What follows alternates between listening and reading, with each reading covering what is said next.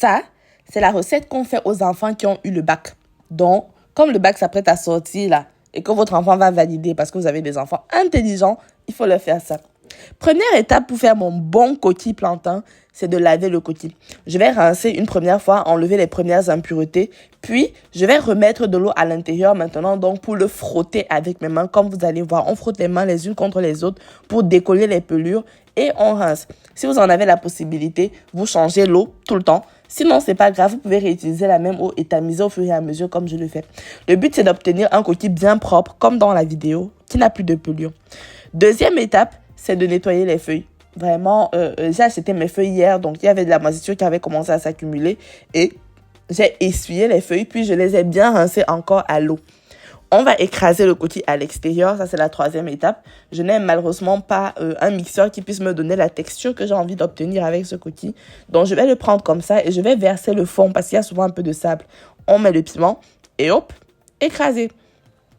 Maintenant que mon coquille est de retour, je vais faire la quatrième étape. Bon, bien entendu, avant cela, il faut d'abord bien rincer le pilon. Voilà, un pilon bien propre te donne également un coquille bien bon. Et le mortier également qu'on va rincer pour éviter d'avoir des impuretés à l'intérieur. Ça, c'est la phase la plus fastidieuse, la plus délicate. Ça fait mal, mais c'est grâce à ça que vous allez obtenir un bon coquille bien spongieux.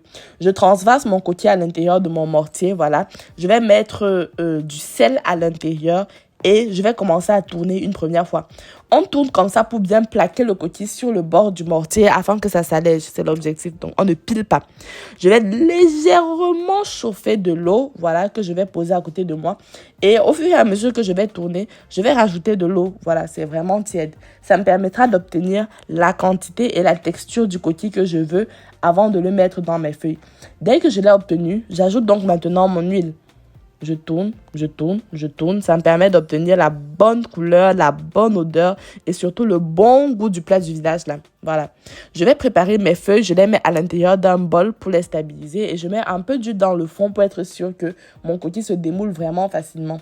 Je vais donc ajouter au fur et à mesure quelques quantités de mon coquille qui est bien tourné.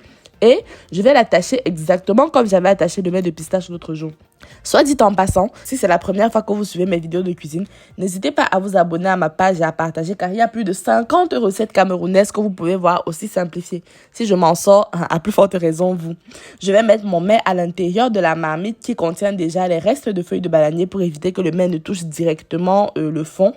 Et lorsque mon coquille a déjà atteint 2 heures de cuisson, je vais maintenant venir ajouter mon plantain. Voilà, vous avez remarqué, je n'épluche pas le plantain, c'est volontaire. Ça permet de conserver un meilleur goût encore et on va encore attendre environ une trentaine de minutes et c'est bon.